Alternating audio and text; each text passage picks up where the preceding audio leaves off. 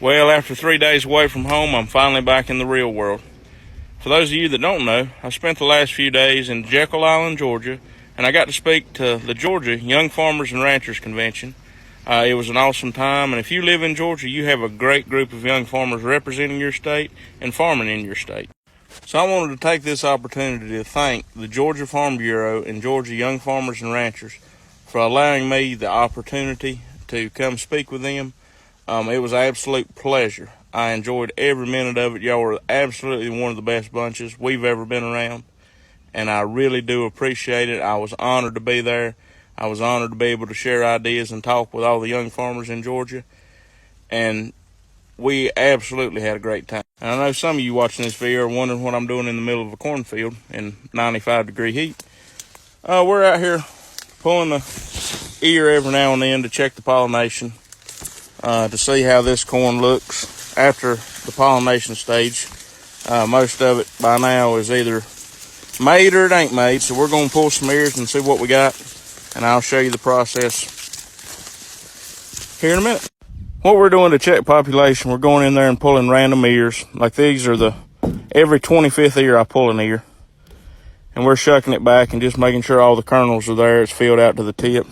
Those 3 ears look really good. This ear right here, it's had a worm in it. It's not quite filled out all the way to the tip, but it still looks really good. That's going to make a good ear. And then this is what we don't want. See, buddy? This is what we don't want. This one here was actually not a representative sample. I had to go find this one. It's where the sprayer run over when we were spraying the corn, and the corn plant was damaged, broke down, and that's why it's missing all these kernels. But everything else I've pulled pollinated really good, but that's an example of one that did not pollinate good. If we had a field of them, probably have to put them in a straitjacket. It would not be a good day.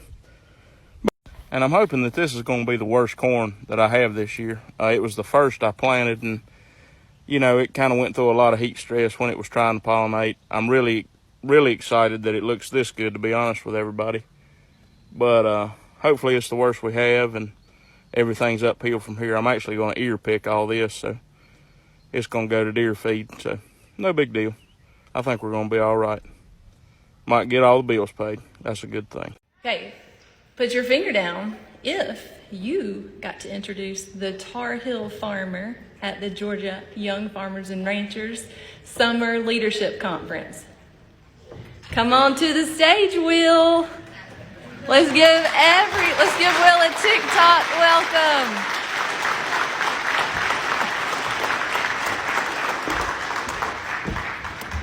Thank you for the great introduction. I appreciate that. Been needing to get the Weiss oil change because we're headed to Jekyll Island, Georgia tomorrow. I'm going to be speaking at the Georgia Young Farmers and Ranchers Conference. Very excited about that. But anyway, I needed to get this oil changed, and I've been busier than a one-arm backer puller. I tell you, it's just been crazy. I thought when we got done cutting wheat it would slow down, and it ain't slowed down a darn bit.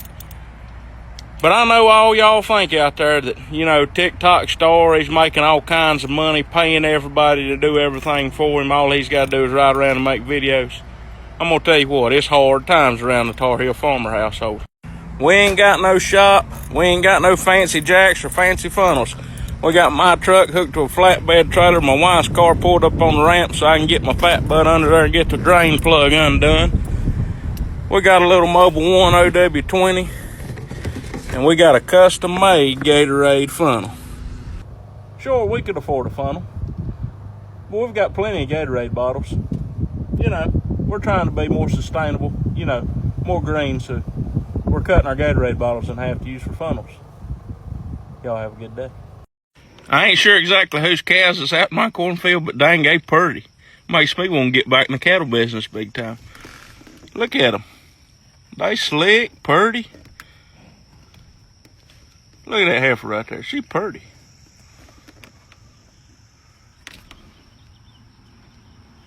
I ain't no black cattle man. I'm usually a Hereford man, but dang, ain't purty. That bull right there, he's built. Now I got to figure out whose they are. Well, they're penned in the barn now. Well, we got them cows in my grandpa's pasture over here. Got them in his barn, got them pinned up and loaded on my cow trailer. They pretty. I tell you, it makes me a little nervous working anybody else's cows. That old bull there, he's a black Angus Bramer cross, and I bet he weighed 1,900, 2,000 pounds. Anytime you're working an animal that you don't know, it's kind of nerve-wracking, but it's been a good morning. Everybody was safe, nobody got hurt, and we got the cows loaded. So neighbor had a tree fall on the fence as the reason they're out, so we're gonna run them back over to him, and hopefully that's the last time we see them for a while. Y'all have a good day.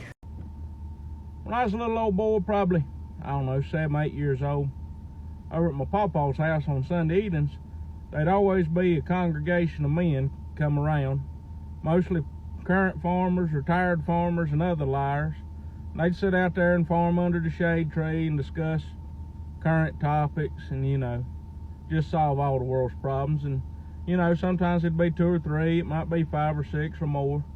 One would leave, another one would pull in, because back in them days, you didn't have texting or nothing like that, so if you seen 2 or 3 people that you knew standing around talking, you had to pull in there and talk to them too. But anyhow, there was just one fella that lived in the community there. He's a biker farmer, and I really thought a lot of him, and I think he thought a lot of me. And he was out there one evening, and we was all out there sitting under the tree talking, me as a little kid and probably 5 or 6 70-year-old men. He said, "Hey, come here." So I walked over to him. He said, "You go get me a drink, I'll bring you something tomorrow."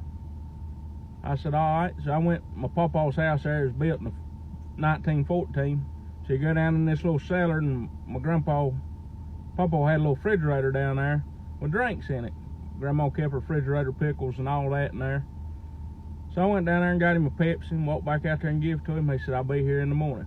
Well, back in them days, I stayed with my grandparents more than I stayed with at home, especially in the summertime. So he come pulling in the next morning with a little old burlap sack, handed it to me. He said, "Here you go. I'm good. I'm gonna keep my word." And in that little sack was the prettiest little San Juan rabbit you ever seen. And we turned that thing loose out there in the barnyard, and he stayed around there for years. I don't know whatever happened to him, but you'd see him from time to time, and that is probably one of my fondest childhood memories of all time. That man bringing me that rabbit and trade for a Pepsi. That was pretty cool, I thought.